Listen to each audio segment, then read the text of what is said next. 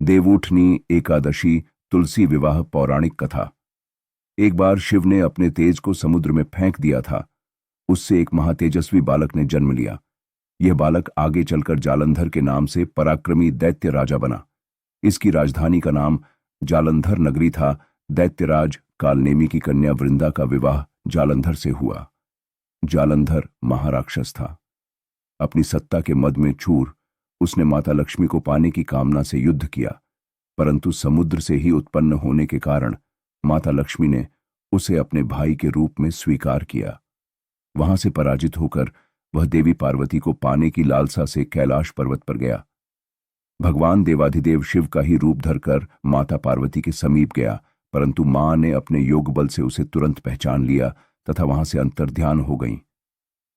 देवी पार्वती ने क्रुद्ध होकर सारा वृतांत भगवान विष्णु को सुनाया।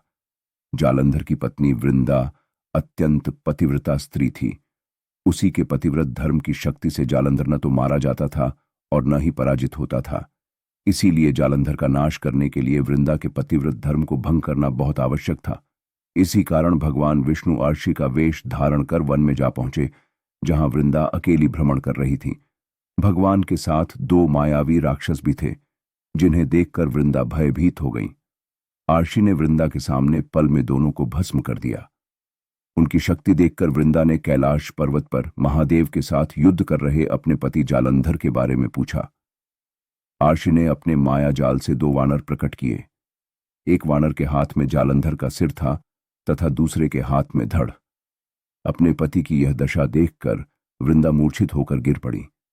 होश में आने पर उन्होंने अर्षि रूपी भगवान से विनती की कि वह उसके पति को जीवित करें।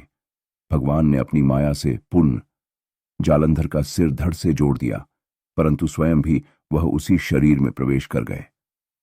वृंदा को इस छल का तनिक भी आभास न हुआ।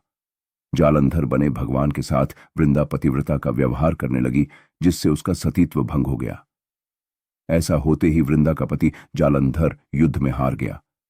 इस सारी लीला का जब वृंदा को पता चला तो उसने क्रुद्ध होकर भगवान विष्णु को हृदयहीन शिला होने का श्राप दे दिया। अपने भक्त के श्राप को भगवान विष्णु ने स्वीकार किया और शालिग्राम पत्थर बन गए। सृष्टि के पालनकर्ता के पत्थर बन जाने से ब्रह्मांड में असंतुलन की स्थिति हो गई। यह देखकर सभी देवी देवताओं ने वृंदा से प्रार्थना की वह भगवान विष्णु को श्राप मुक्त कर दे। वृंदा ने भगवान विष्णु को श्राप मुक्त कर स्वयं आत्मदाह कर लिया। जहां वृंदा भस्म हुई वहां तुलसी का पौधा उगा। भगवान विष्णु ने वृंदा से कहा, हे वृंदा, तुम अपने सतीत्व के कारण मुझे लक्ष्मी से भी अधिक प्रिय हो गई हो। अब तुम तुलसी के रूप में सदा मेरे साथ रहोगी। तब से हर साल कार्तिक महीने के देव उठावनी एकादशी का दिन मनुष्य भी मेरे शालिग्राम में मना साथ तुलसी का विवाह करेगा।